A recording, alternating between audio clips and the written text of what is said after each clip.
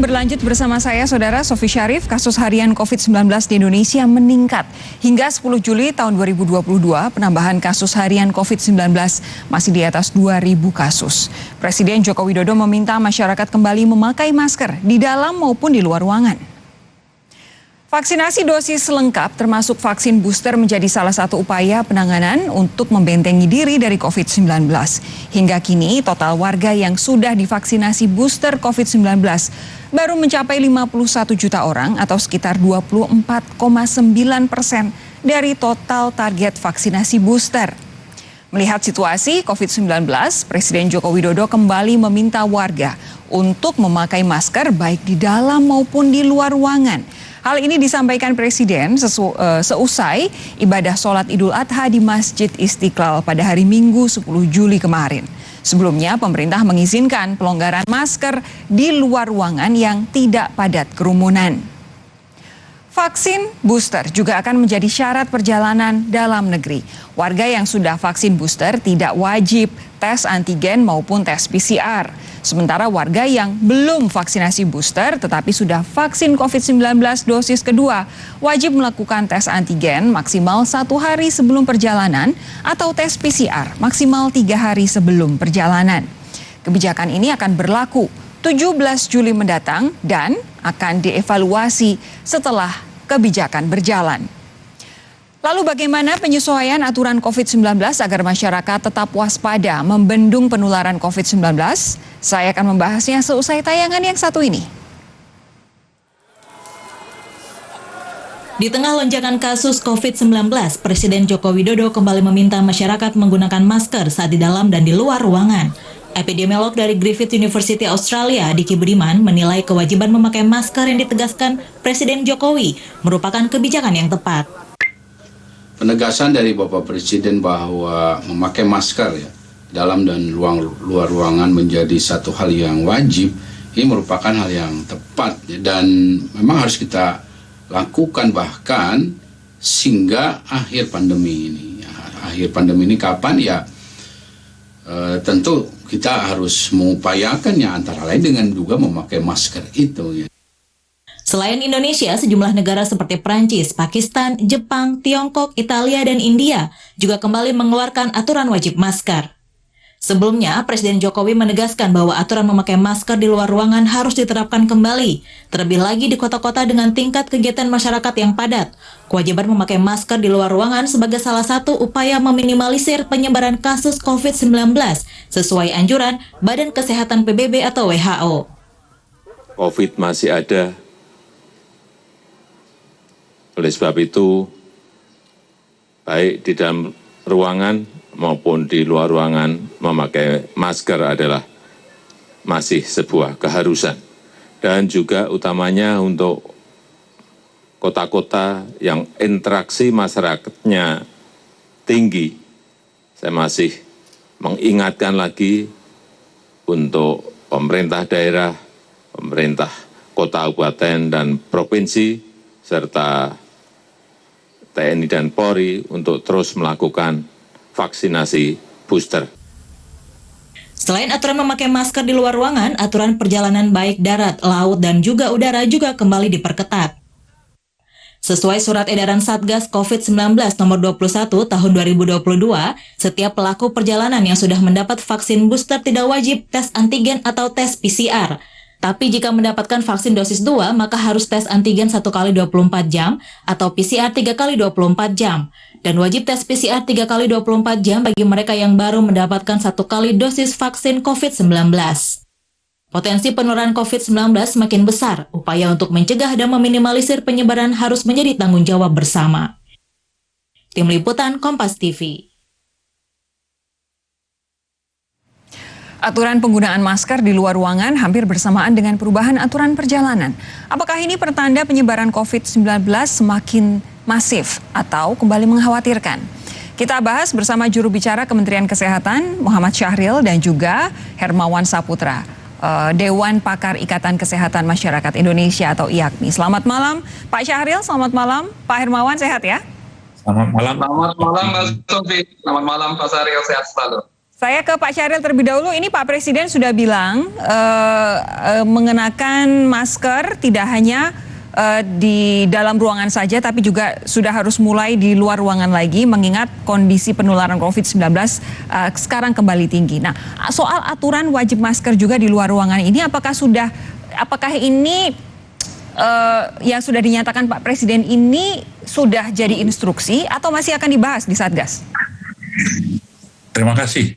Jadi apa yang disampaikan Pak Jokowi itu adalah suatu sikap yang tanggap ya dari kita akan adanya kenaikan kasus ya.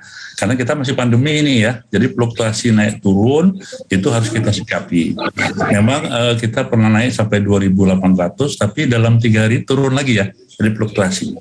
Nah tentu saja dengan subvarian baru harus kita memberikan suatu kedisiplinan yang tinggi ya, pengetatan. Karena kan masalahnya di COVID ini adalah satu di prokes, yang kedua di vaksinasi.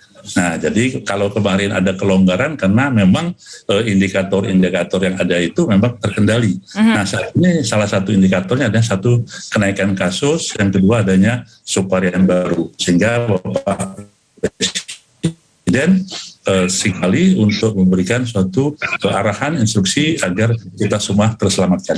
Oke, jadi sudah merupakan instruksi ya. Biasanya kan kalau kemarin terakhir soalnya ketika diperbolehkan untuk masyarakat membuka masker ketika berada di luar ruangan itu kan ada konferensi pers tersendiri. Kemarin Pak Jokowi hanya menyampaikan ketika di sela-sela beliau melakukan sholat Idul Adha begitu. Nah, kapan kira-kira ada formal yang disampaikan oleh pemerintah sebagai bagian dari pengkomunikasian instruksi Presiden ini agar masyarakat tahu, oh oke, mulai hari ini saya sudah harus menggunakan masker baik di dalam ruangan maupun di luar ruangan? Sebetulnya kalau kemarin sudah diumumkan Presiden kan itu sangat resmi ya, walaupun formalnya dalam habis sholat Idul Adha. Tapi semua yang diucapkan Pak Presiden adalah bagian dari suatu rujukan bagi kita semua. Nah kalau memang membutuhkan itu kita tunggu saja Mbak ya. Mudah-mudahan ada tindak lanjutnya, apakah perlu ada suatu surat edaran khusus atau tidak. Tapi menurut kami ini bagian dari suatu ketanggapan dari seorang presiden untuk menyelamatkan bangsa kita dalam waktu yang singkat, cepat. Di waktu yang bersamaan ini juga ada perubahan aturan soal perjalanan ya Pak Syahril ya. Nah, betul. Aturan itu baru akan dimulai diberlakukan tanggal 17 nanti. Yang jadi pertanyaan adalah apakah nanti peraturan menggunakan masker di luar ruangan itu akan juga disamakan penerapannya dengan ketika peraturan perjalanan itu diberlakukan atau mulai dari saat ini atau seperti apa? Ini pasti kan yang berada petugas keamanan di mal juga pasti harus memahami ini, petugas kepolisian juga harus memahami hal ini. Jadi supaya ada keseragaman begitu. Ya, kalau rancangan untuk syarat perjalanan kan sudah keluar oleh Satgas dan akan berlaku tanggal 17 besok ya. Kenapa ke tanggal 17? Karena akan menyiapkan waktu bagaimana vaksin ini dimulai saat ini karena efeknya 1 minggu sampai 2 minggu setelah itu. Nah kemudian kalau masalah masker, sebetulnya ini kan sudah bagian dari budaya hidup sehat ya, menjadi kebutuhan kita semua. Jadi ini adalah upaya kita bahwasanya yang paling cepat dilakukan dan setiap orang bisa melakukannya. Nah, tinggal sekarang bagaimana sih pengawasan di suatu tempat yang memang harus diawasi pemakaian masker tersebut. Oke, saya beralih ke Pak Hermawan. Pak Hermawan, kalau Anda melihat ini kan Pak Presiden sudah meminta bahwa di luar ruangan pun kita kembali harus menggunakan masker, lalu ada perubahan aturan perjalanan yang diperketat. Secara umum, Anda melihatnya seperti apa?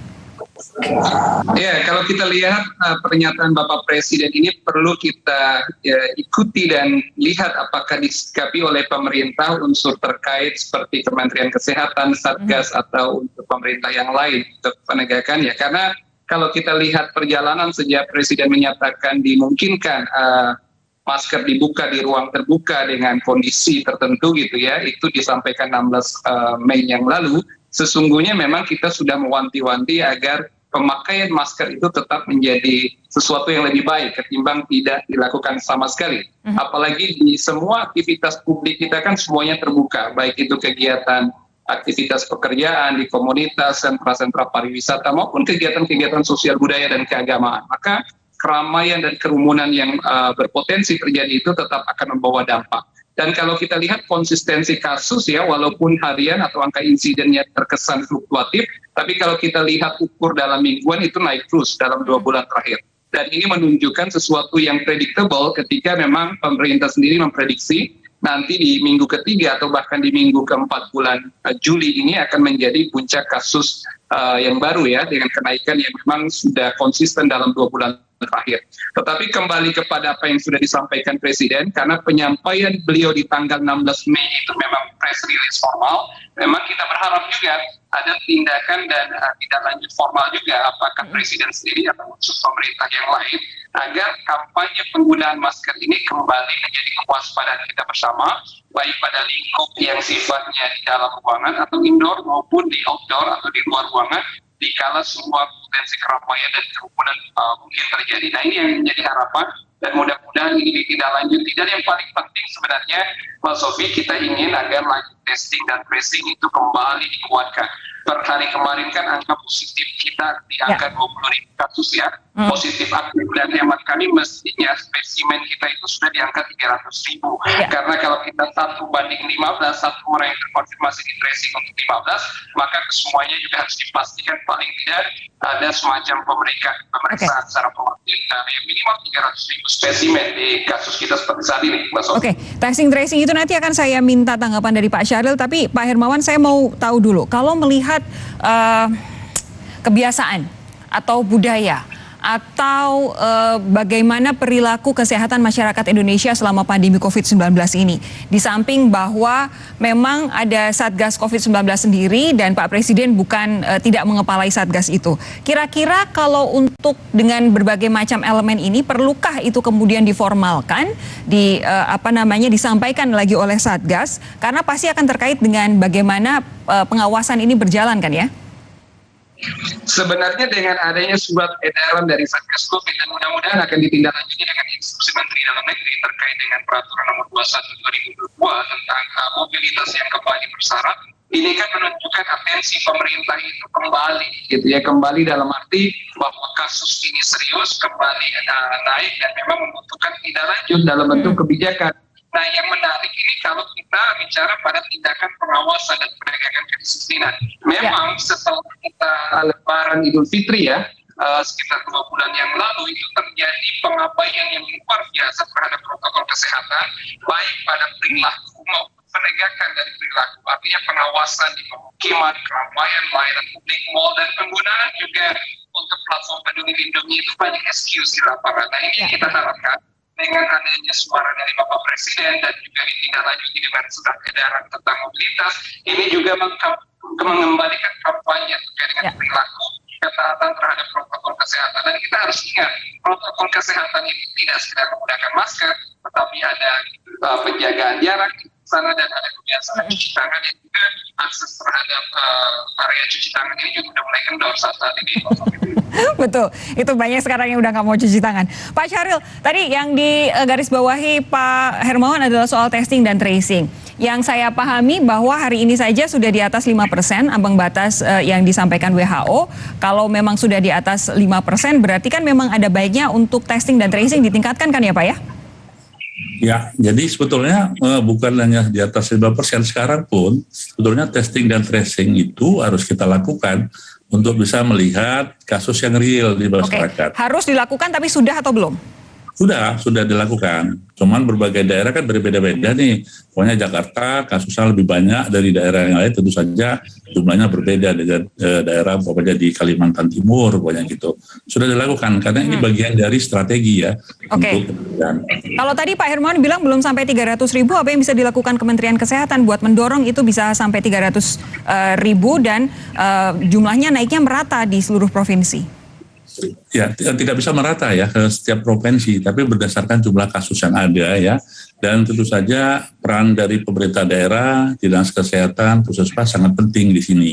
Termasuk Satgas yang ada di daerah, kan Satgas juga ada di daerah nih.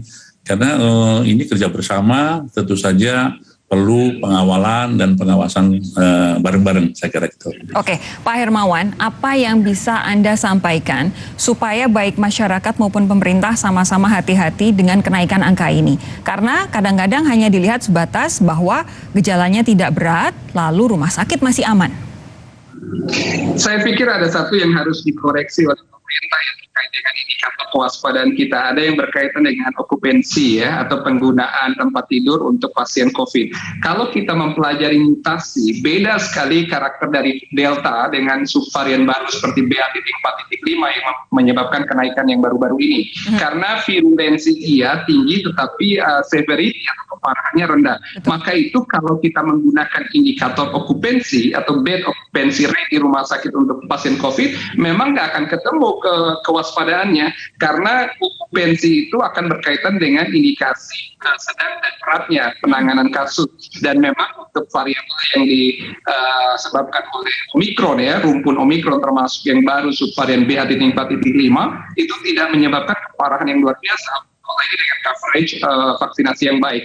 Oleh karena itu saya pikir untuk level kewaspadaan tidak perlu indikator okupansi ini digunakan, tetapi cukup positivity rate, angka replikasi harian, dan juga adanya upaya testing dan tracing termasuk juga vaksinasi yang ada. Dan memang tadi di awal Mbak Sofi menyebutkan untuk booster kita baru sekitar 24,9%.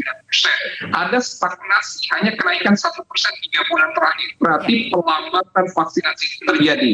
Dan untuk vaksinasi booster itu lebih lambat lagi. Maka itu kalau kita lihat periodisasi jatuhnya vaksin untuk seseorang yang sudah lebih dari 4 bulan atau 6 bulan setelah vaksin kedua, rasanya sekarang harus kembali dikampanyekan dan mengencarkan pelayanan vaksin. Itu juga bagian dari koreksi yang harus kita kejar menghadapi kemungkinan baru dari pengembangan COVID ini ke depan, Mbak Sofi. Masih banyak PR, walaupun saat ini varian COVID-19 yang saat ini tidak separah sebelum-sebelumnya, tapi bukan berarti kita bisa membiarkan masyarakat sakit, harus juga memikirkan mereka yang belum bisa divaksinasi atau memiliki penyakit tertentu atau juga yang sudah lansia. Pak Syahril, terima kasih. Pak Hermawan, terima kasih sudah bergabung malam hari ini di Sapa Indonesia Malam. Sehat terus ya Pak ya. Terima kasih. Sehat. Terima kasih, selamat malam.